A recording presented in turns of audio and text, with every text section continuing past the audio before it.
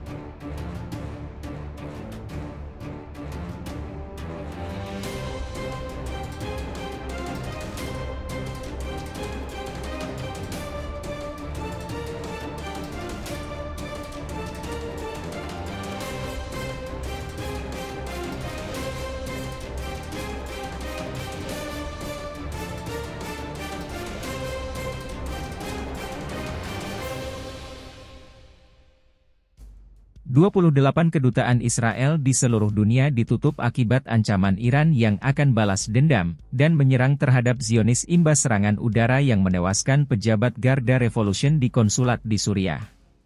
Menurut media Israel, diplomat yang bertugas di luar negeri telah menyatakan kekhawatiran mereka bahwa kedutaan mereka akan menjadi sasaran pembalasan Iran. 28 kedutaan dan konsulat Israel ditutup sementara karena adanya ancaman yang mengatasnamakan Iran, dan proksinya sebuah sumber Israel mengatakan kepada The Jerusalem Post pada hari Jumat. Menurut sumber tersebut, sejumlah besar kedutaan dan konsulat tetap tutup, dan keputusan untuk menutupnya berbeda-beda di setiap negara dan berdasarkan tingkat risiko. Bertentangan dengan laporan di media Israel, alih-alih mengevakuasi fasilitas diplomatik ini, fasilitas tersebut belum dibuka kembali. Hal ini telah menjadi kejadian berkala selama beberapa bulan terakhir, dipicu oleh peringatan keamanan. Sejumlah kedutaan besar Israel telah ditutup setelah tanggal 7 Oktober, seperti di Yordania dan beberapa kedutaan lainnya. Laporan tersebut muncul di tengah kekhawatiran akan serangan balas dendam Iran. Kedutaan besar Israel di seluruh dunia berada dalam siaga tinggi menyusul meningkatnya ancaman serangan Iran terhadap diplomat Israel, sumber mengkonfirmasi kepada Post pada hari Kamis. Selain itu, beberapa duta besar telah diminta untuk tidak hadir di acara-acara publik karena khawatir akan keamanan mereka. Laporan-laporan ini muncul menyusul dugaan serangan Israel di Suriah, yang menewaskan anggota senior Korps Pengawal Revolusi Islam Iran, IRGC, Mohammad Reza Zahedi. Menurut media Israel, diplomat yang bertugas di luar negeri telah menyatakan kekhawatiran mereka bahwa kedutaan mereka akan menjadi sasaran pembalasan Iran. Sebelumnya, Israel membantah laporan yang mengklaim pihaknya menarik duta besarnya dan mengevakuasi kedutaannya di berbagai lokasi di seluruh dunia. Menurut laporan awal, keputusan yang dibantah oleh Israel ini dibuat berdasarkan kesepakatan antara Kementerian Luar Negeri dan Shin Bet Israel. NATO gelar latihan militer skala besar di Laut Baltik, 14 negara berpartisipasi. Organisasi Pertahanan Atlantik Udara sedang menggelar latihan militer skala besar di Laut Baltik. Untuk pertama kalinya, fokus latihan adalah para peperangan tingkat tinggi di pertahanan kolektif sekutu NATO. NATO mengungkapkan latihan di Laut Baltik akan digelar selama 2 pekan. Sekitar 30 kapal perang dan 3.200 personel militer dan 14 negara bakal berpartisipasi dalam latihan Angkatan Laut tahunan tersebut. Medan utama latihan adalah lepas pantai Estonia dan Latvia. Dipimpin oleh Angkatan Laut Jerman, pesisir utara Laut Baltik ada salah satu latihan terbesar di kawasan ini, dan untuk pertama kalinya berfokus pada peperangan kelas dan juga pertahanan kolektif sekutu NATO, kata NATO dalam sebuah pernyataan dikutip dari Al Arabiya. Latihan militer tersebut akan melatih operasi amfibi pertahanan udara, serangan dari laut ke darat, dan pengamanan laut atau jalur laut. Negara-negara anggota yang berpartisipasi adalah Belgia, Kanada, Denmark, Estonia, Finlandia, Prancis, Jerman, Latvia, Lituania, Belanda, Norwegia, Polandia, Amerika, dan Swedia yang diundang NATO.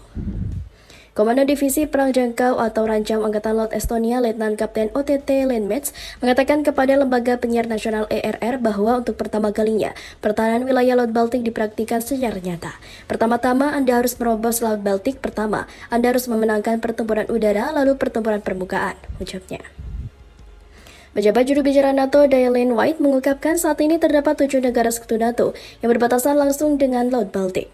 Perang agresi Rusia terhadap Ukraina telah secara radikal mengubah situasi keamanan di Laut Baltik dan NATO telah secara signifikan meningkatkan kehadiran pertahanannya di wilayah tersebut, baik di laut, darat, dan udara. Latihan seperti ini mengirimkan pesan yang jelas bahwa NATO siap mempertahankan kepada setiap inci wilayah para sekutunya, kata White. Taiwan diambang perang, Cina kirim 103 jet tempur mematikan. Cina makin panas ke Taiwan. Terbaru, Kementerian Pertahanan Taiwan telah mendesak Beijing untuk menghentikan pelecehan militer yang terus-menerus ke wilayahnya. Desakan muncul setelah Taipei mendeteksi lebih dari 100 pesawat tempur Beijing terbang di dekat pulau itu dalam rentang waktu 24 jam. Jumlah pesawat tempur yang tercatat menimbulkan tantangan besar bagi Selat Taiwan dan keamanan regional, kata kementerian itu dalam sebuah pernyataan. Kementerian Pertahanan Taiwan mengatakan pihaknya berlatih setiap saat untuk meningkatkan kemampuan tempurnya.